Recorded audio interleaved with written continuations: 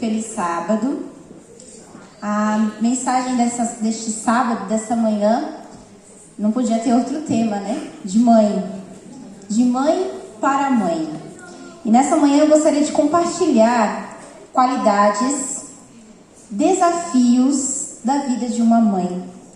Trazer alguns testemunhos de mães que passam coisas semelhantes às nossas, né? Passam ou passaram e que pode trazer algum tipo de exemplo pra gente.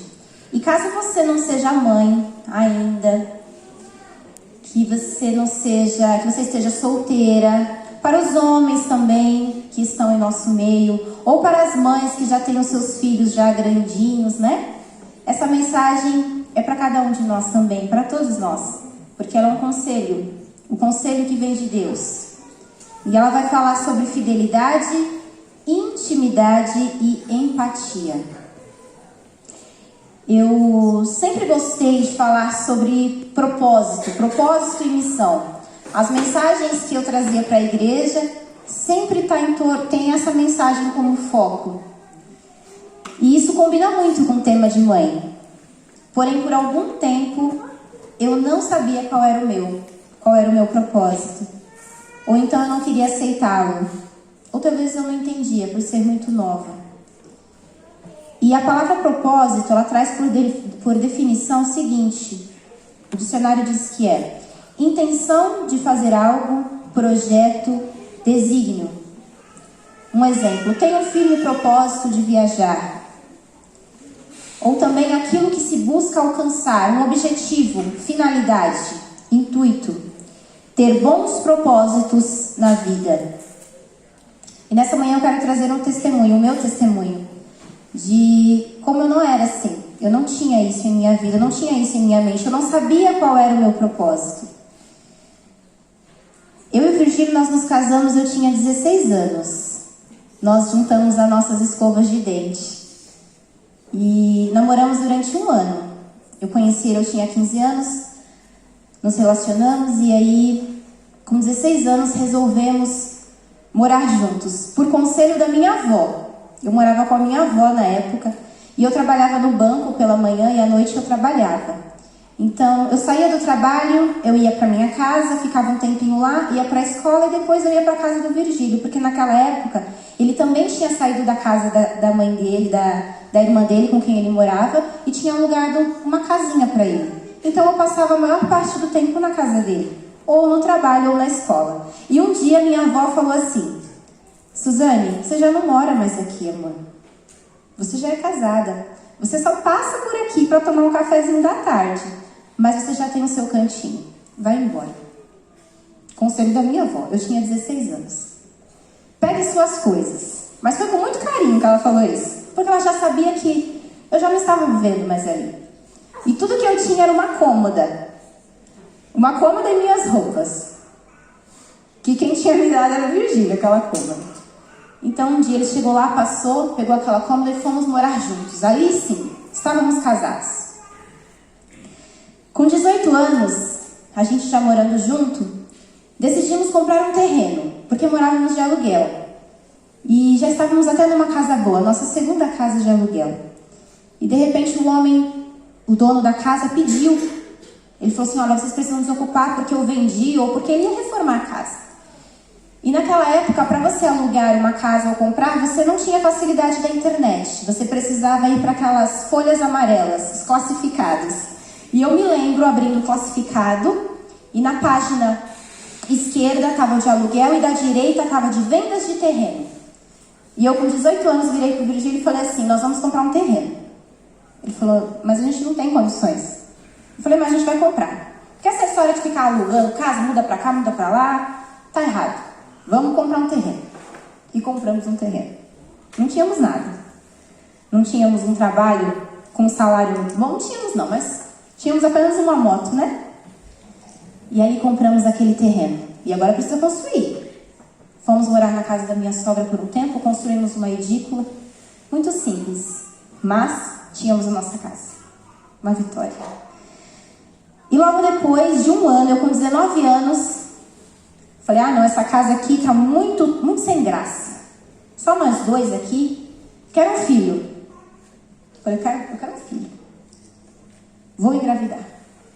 E com 20 anos, a Sara nasceu. Sara foi nosso presente, o maior desafio da nossa vida. Estávamos juntos, tínhamos a nossa casa, veio a Sara. Tivemos desafios e cada desafio Deus ia trazendo uma lição. Eu já comentei com alguns irmãos sobre a minha experiência de conversão. Naquela época eu não era da igreja, então 0 princípios na nossa vida. Estávamos distantes. Então eu não estou aqui nessa manhã para promover o relacionamento e o casamento sem princípio, sem Deus, sem intimidade com Deus, porque nós tivemos muitos desafios. A parte destemida e ousada dessa história, ela é só uma ilusão. Porque eu era imatura, eu era sem foco, eu era vazia. Eu tinha uma família, mas o principal faltava dentro do meu lar. Eu quis casar, porém eu não era uma boa esposa. Eu quis ter uma casa, mas eu não sabia como ser o pilar. Porque o papel da mulher dentro de uma casa é ser o pilar. E eu não era o pilar da minha casa. E eu quis ter um filho, mas eu não sabia como era ser uma boa mãe. E isso foi uma fase muito difícil da nossa vida. Porque nós éramos novos e todo mundo nos olhava. Nossa, a história de vocês é muito linda, vocês são muito novos. As pessoas iam lá em casa às vezes para vender coisas, batiam lá na porta para vender panela, para vender coisas de casa e falava assim, a sua mãe está? Eu falava, eu sou a mãe. Eu sou a mãe. Mas como? E de repente me viam com a Sara. Eu tenho uma irmã, né? A Ellen hoje tem 20 anos. E a Ellen cresceu com a gente. E aí, falava assim, nossa, vocês são todas irmãs? Eu, a Ellen e a Sara. Não, essa é minha filha. Crescemos muito, era muito novo. Mas eu sei os desafios que eu tive naquela fase. Eu sei a falta que Deus fez para mim naquela época. Então, por isso eu não gostaria de promover para os adolescentes que estão em nosso meio. Esse não é o melhor caminho. Foi o que Deus tinha de melhor para mim, ou foi o que Ele permitiu para que hoje eu estivesse aqui. Amém? Amém. Então, hoje eu entendo o que é propósito. Naquela época, não. Deus criou tudo com um propósito. Deus tem um propósito para a nossa vida. Ele quer nos abençoar. Os seus planos são bons e não podem ser impedidos. Nós podemos confiar nele, porque seu desejo é nos mostrar o amor e o perdão que vem dele. Irmãos, hoje eu olho para trás e eu me perdoei, porque eu reconheço que eu fui muito falha. Eu errei muito, mas eu me perdoei. Eu pedi perdão para Deus e eu me sinto perdoada. Hoje eu conto esse testemunho para os irmãos para mostrar o que Deus fez em minha vida. Eu busco, junto com os irmãos, para que a gente possa se alegrar pelo que Deus fez na minha vida. Por hoje eu estar aqui. Porque é assim. Olha o que está em Jeremias 29:11. Olha o que Deus diz em sua palavra. Porque sou eu que conheço os planos que tenho para vocês, diz o Senhor. Planos de fazê-los prosperar e não de causar dano. Planos de dar a vocês esperança e um futuro. Então tudo aquilo que nós vivemos, toda aquela falta de maturidade, todos os desafios que nós tivemos, hoje me trouxe até aqui. E nessa semana eu estava conversando com uma jovem e ela falou assim, tá vendo, Suzane, você precisou dos seus desafios, você precisou das suas experiências. Mas eu falei para ela, meu amor, eu sou uma exceção, eu não sou uma regra. Não é porque Deus permitiu que eu fosse lá, que eu vivesse essas coisas, que vai acontecer com você também. Quantas pessoas viveram a mesma vida ou estão vivendo a mesma vida que eu e estão perdidas? Porque de repente para elas a porta da graça se fecha. Quantas amigas minhas, amigos, faleceram na vida que eu estava? E a porta da graça se fechou para eles. Então não é um exemplo para ser seguido. Ah, mas eu preciso das minhas experiências. Este não é o caminho. O que a gente precisa é de Jesus. O que a gente precisa é estar com Deus. Então, depois que eu olho para Jeremias 29:11, eu entendo que Deus, hoje, na minha vida, desde os meus 26 anos, que é onde aconteceu a minha conversão, Ele vem trabalhando na minha vida. E Ele me deu uma missão. Uma linda missão. Missão significa a incumbência de alguém. Incumbência que alguém deve executar a pedido ou por ordem de outrem. É um encargo. E a missão que Deus me deu foi a de ser mãe. Foi a de ser mãe, foi a de ser esposa, foi a de ser o pilar da minha casa. Foi essa a missão que Deus me deu.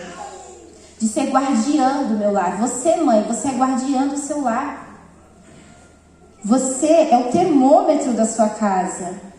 Pais, homens, notem como fica a atmosfera da sua casa quando a sua esposa, porventura, está doente ou porventura está lá de TPM. Como é que fica esse lar?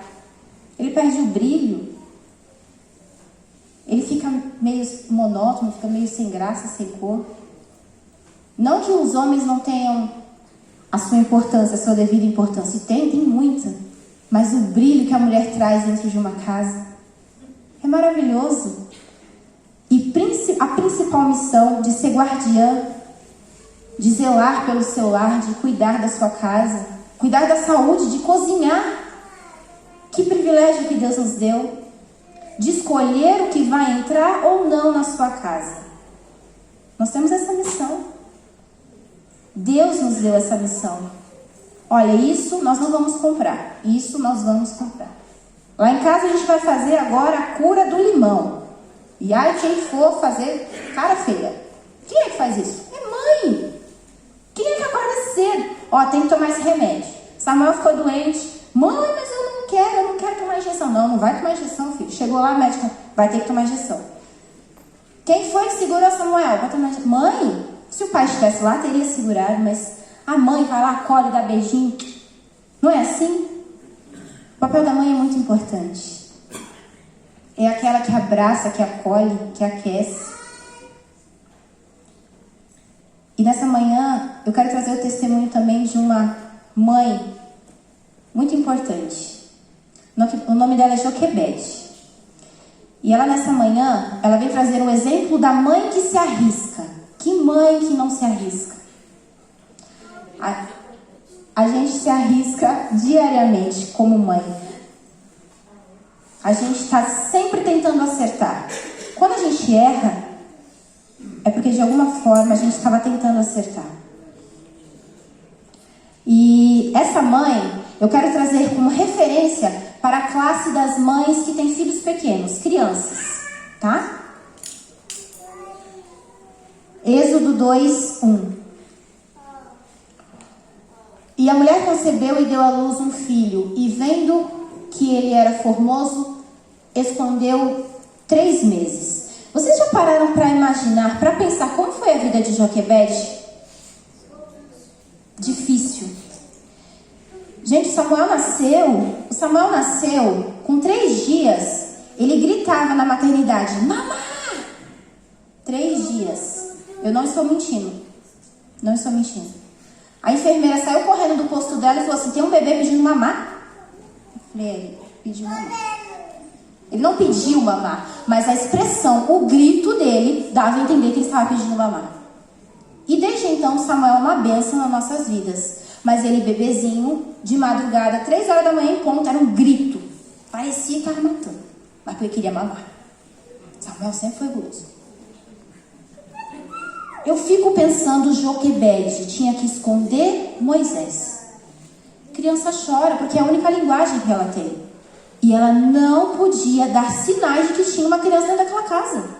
Como que ela conseguiu fazer isso? Que desafio. Que desafio.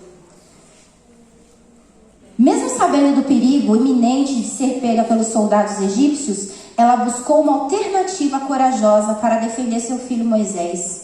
E Deus providenciou o livramento. Nós não sabemos como ela fez. Mas a gente sabe que chegou um momento que ela não pôde mais escondê-lo. Fez ali um cestinho com muita dor no coração. pegou Moisés com muito carinho, deu o último beijo naquela criança e colocou naquele rio, com o coração aflito, sem saber o que ia acontecer. Porque nós sabemos o que aconteceu, mas ela não sabia. Ela não sabia o que ia acontecer. E ali passou um tempo, nós sabemos o resto da história, né? O que aconteceu. Logo depois ela teve a oportunidade de cuidar do seu filho. Ela teve liberdade, porque agora ela não precisava mais tampar a boca dele para ele não chorar. Porque ela estava cuidando da filha da princesa, do filho da princesa. Ela tinha autorização. Mas era o filho de quem? Dela. Que coisa maravilhosa que ela alcançou. Imagina a alegria de Joquebede. Agora eu tenho permissão para educar os meus filhos.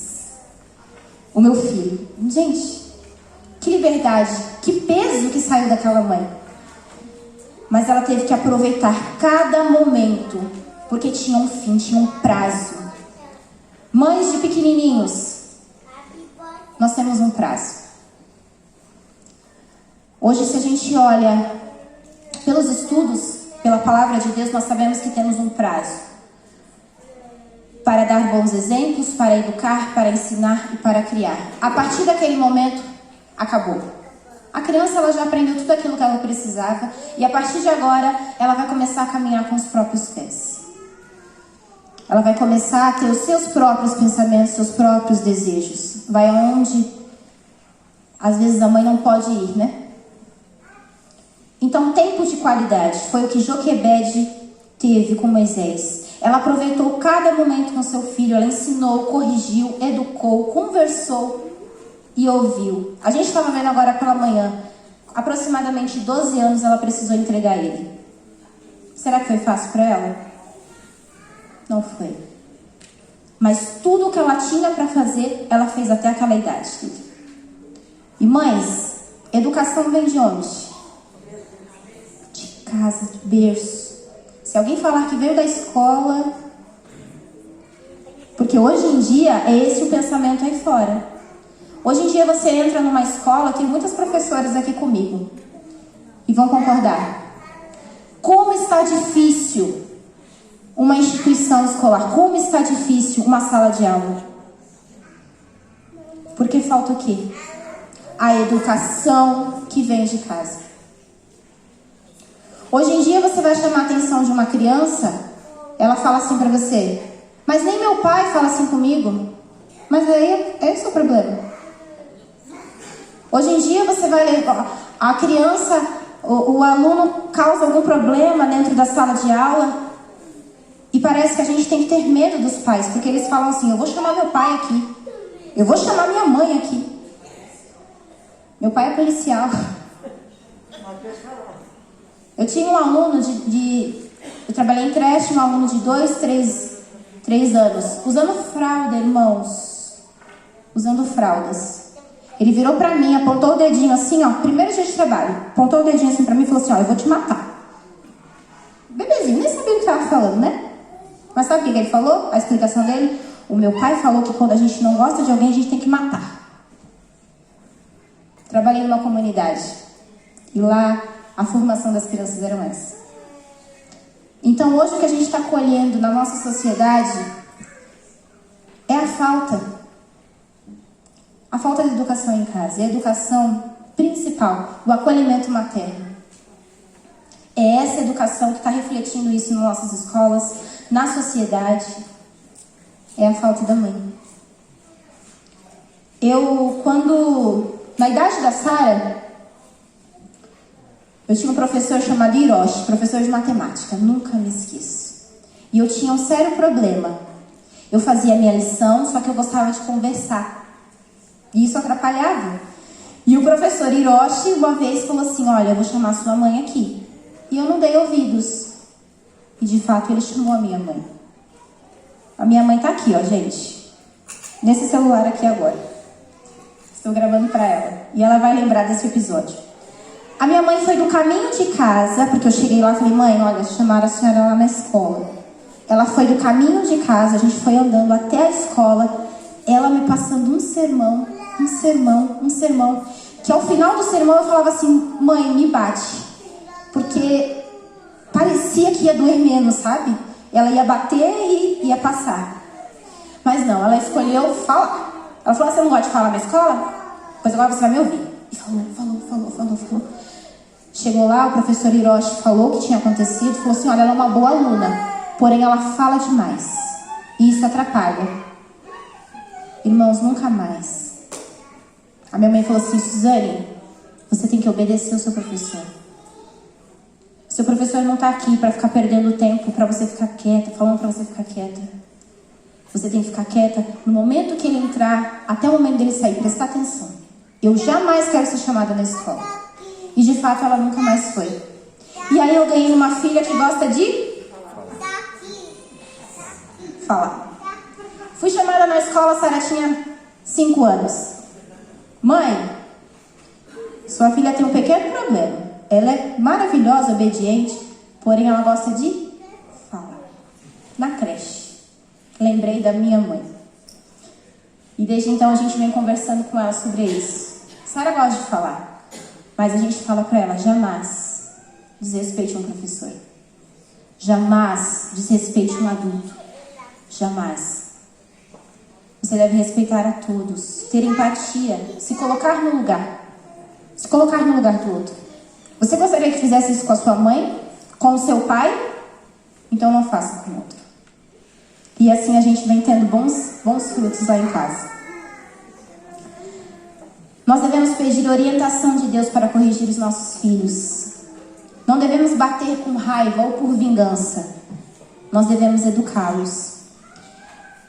Eu quero trazer o exemplo de uma outra mãe nessa manhã, que é Ana. Ana é a mãe que ora. Irmãos, você quer saber onde uma mãe aprende a orar?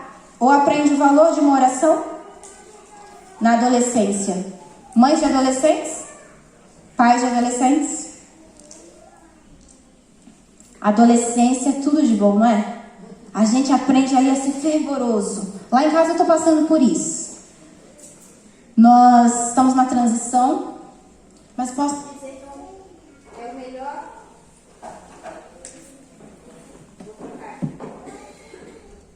Tem sido a melhor fase de nossas vidas, questão de companheirismo. Mas tem os seus desafios. E Ana era uma referência de oração, porque Ana orou por um filho que ela nem tinha ainda.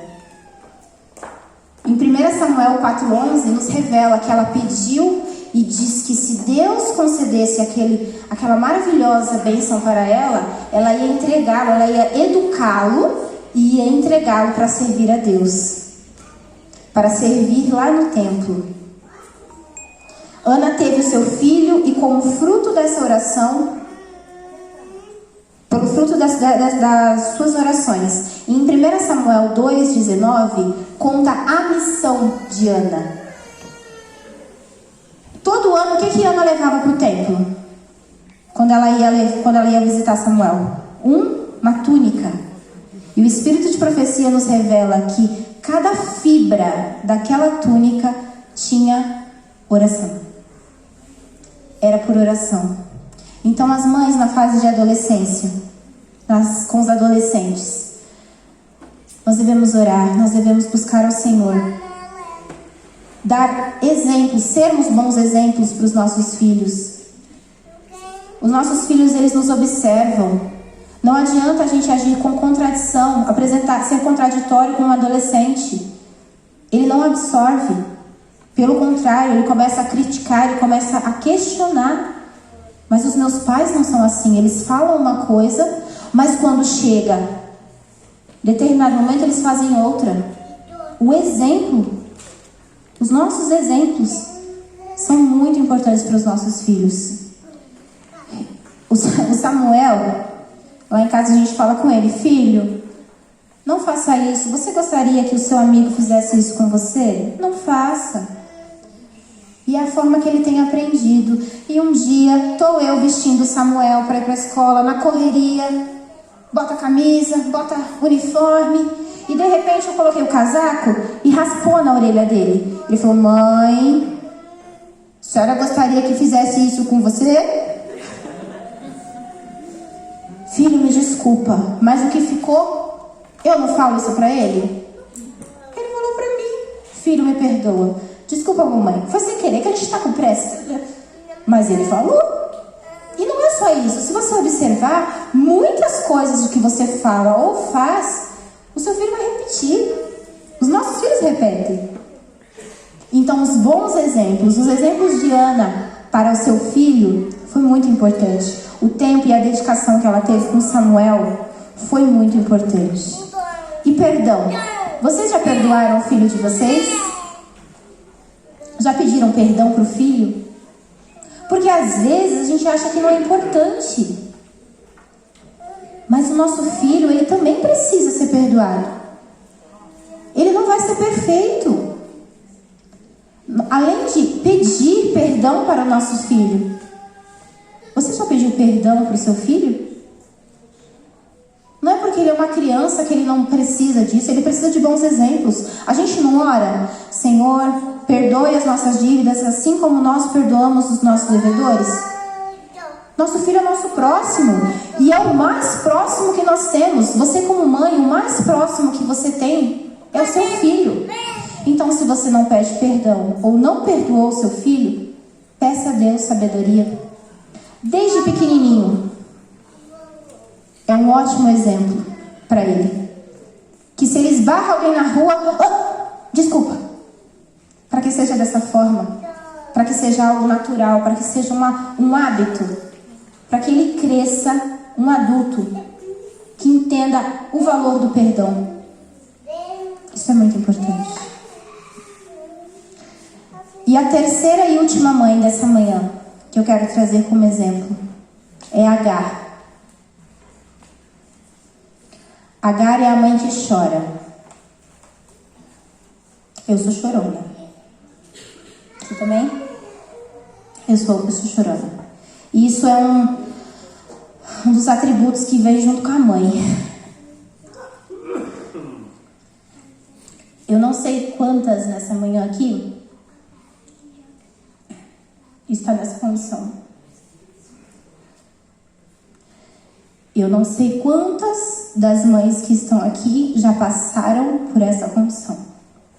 Ou ainda vão passar. Agar representa nessa manhã a mãe que chora por aquele filho que não está aqui. Que não está nos caminhos do Senhor. Eu tenho os filhos pequenos, né? Então, querendo ou não, eu ainda penso assim, eles estão sob a minha autoridade, né? Onde eu vou. Se é para ir para a igreja, vai. Se não é para ir, não vai. Se é para ir ali, vai. Se não é, não vai. Mas até quando? Eu não sei se eu vou passar por isso. Agar é aquela mãe que tem ou teve a experiência de um filho fora do redil. Aquele filho que você zelou, que você orou, que você educou, que você cuidou, beijou. E hoje, por decisão dele, ele não está mais aqui. Ou ele está, pode ser que ele esteja, pode ser que você seja esse filho que está aqui, mas não como Deus gostaria que você estivesse. Não como Deus quer que seu filho esteja. Buscando intimidade, zelando pelos princípios. Esses filhos que um dia cresceram aqui no nosso meio e hoje estão lá fora. Gênesis 21, 16 conta a história de que Agar, ela teve que ir para o deserto.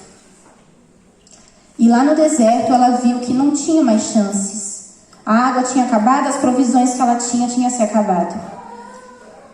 E ela disse, eu vou me afastar um pouco para que eu não veja o meu filho morrer. Essa mãe, e aí ela chorou. Essa mãe que chora é porque ela não queria ver o seu filho morrer. E hoje muitas mães têm esse pensamento. O meu filho está lá fora. Jesus vai voltar e ele vai morrer. Não é esse pensamento que a gente tem? Porque esse era do meu pai, quando eu estava lá fora. Meu pai falava isso diariamente. Filha, você precisa voltar, Jesus está voltando e você não está aqui. Porque o pensamento que nós temos é, se o filho está na igreja, ele está protegido. Mas às vezes esse filho está na igreja e o pensamento dele não está aqui. Mas pelo menos está, né? Pelo menos esse é o desejo da mãe, né? Mas que ele estivesse nessa manhã sentado do meu lado. E Agar chorou. E por que ela chora? Agar chora porque ela não quer ver seu filho morrer. Que mãe gostaria de ver o filho morrer? Que mãe gostaria desse sentimento? Gostaria de passar por essa experiência. Não era o desejo dela. E por isso ela chorou. Ela chorou porque ela sentia falta. Ela sentia falta de uma coisa que estava ali, mas que provavelmente ia morrer. Agar, ela chorou porque ela não podia mais proteger o seu filho. Isso para uma mãe é um sentimento que não combina. Você não poder proteger o seu filho. Mãe e proteção, lado a lado. Mãe que não consegue mais proteger é algo muito distante. Para Agar era isso. O meu filho vai morrer. E eu não tenho domínio, eu não tenho controle sobre isso. E essas são as mães. Esse é o sentimento das mães que têm os filhos lá fora. Os filhos que não se sentem mais confortáveis andando na presença de Deus ou que não querem compromisso. Eu vou perder o meu filho. E isso não está sobre as minhas mãos. Eu não tenho controle sobre isso. Ela chora pelos riscos, porque às vezes ela liga para esse filho. Filho, tá tudo bem? Não, tá tudo bem. Nossa, tá tudo maravilhoso. Fala até de Deus. Nossa, Deus tem me abençoado, tem me protegido. Só que ela sabe por onde esse filho está caminhando. E ela sabe do risco que ele está correndo. Então essa mãe chora. Ela chora principalmente pela sua salvação. Porque é o que a gente busca. A gente busca a salvação da nossa família. Que graça tem para uma mãe chegar no céu e não ter seus filhos do lado. Para a mãe isso não combina. Para a mãe isso é... Este pensamento aqui na terra, para a mãe não combina. A gente não sabe como vai ser lá. Mas esse pensamento, enquanto estamos aqui... Então nós não temos o controle da vida de nossos filhos, nem a vida que eles escolhem. Das más decisões, de tudo que faz entristecer a Deus, a cada mãe e a cada pai. Mas eu tenho um texto para essas mães, para todas nós, nessa manhã. O texto foi escrito por Ellen White. E ele traz um pouco de acalento, porque essa mãe que chora, ela chora e clama pelo seu filho para que ele volte. E o texto diz assim: vão as mães ter com Jesus em suas perplexidades, acharão graça suficiente para as ajudar no cuidado de seus filhos. As portas acham-se abertas para toda mãe que queira depor seus fardos aos pés do Salvador. Aquele que disse: deixai vir a mim os pequeninos, a mim, e não os impeçais, porque dos tais é o reino de Deus. Convida ainda as mães a levarem-lhe os pequeninos para que os abençoe. O seu filho, amém. O seu filho continua ou não sendo seu bebê? Porque a minha mãe, ela fala que eu sou bebê dela até hoje. Não tem essa, né? Fala as crianças. As crianças. Como vai as crianças, irmã Rosana? As crianças tudo maior que ela. Não é? Tudo casar com filho, já quantas crianças. Mas é exatamente assim. Meu pai lá na igreja, vai, como é que tá sua filhinha? Filhinha? Minha filhinha tá ótima, olha o tamanho dela. Nós continuamos, né? E a mãe, ela tem essa referência dos seus filhos. Então aqui, mães, é para mesmo aquelas que têm os filhos já grandão, tá? É esse chamado aqui que Deus faz, é essa promessa, esse aconselhamento. Traga a mim os seus pedidos. Venha até mim. Peça. Deponha sobre mim os seus fardos. Ore. Peça. Clame. Agar, naquele momento que estava chorando, ela estava clamando. E a resposta veio ou não veio? Veio. Mães, se essa é a sua experiência, filhos, se vocês têm uma mãe que estão clamando por vocês, vamos buscar comunhão com Deus. Lá no meu passado não foi fácil, porque eu não entendi a necessidade que eu tinha de Deus. E se as pessoas estão passando por experiências fora do redil, é porque elas acham que não precisam dessa intimidade. Porque eu falava, Deus está me protegendo, Deus está me dando as coisas, então Ele está comigo.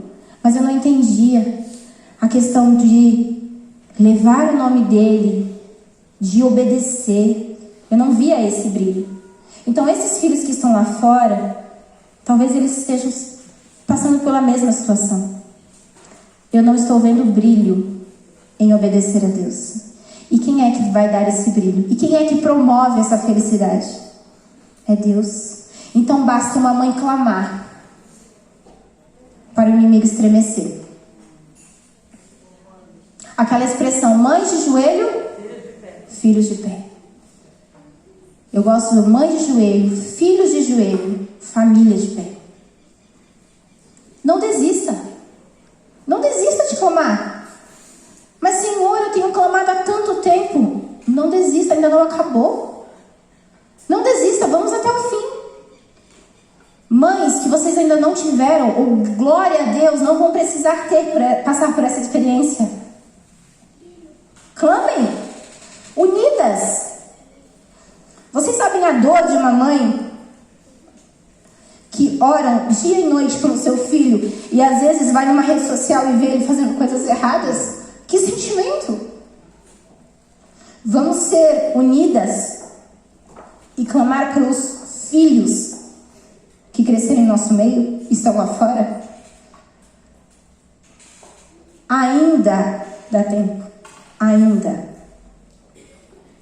Meu pai sempre falou assim, Suzane, eu entendi que eu devia parar de orar por você, ou não parar, mas focar na oração pelo seu esposo, porque senão você não ia voltar para a igreja.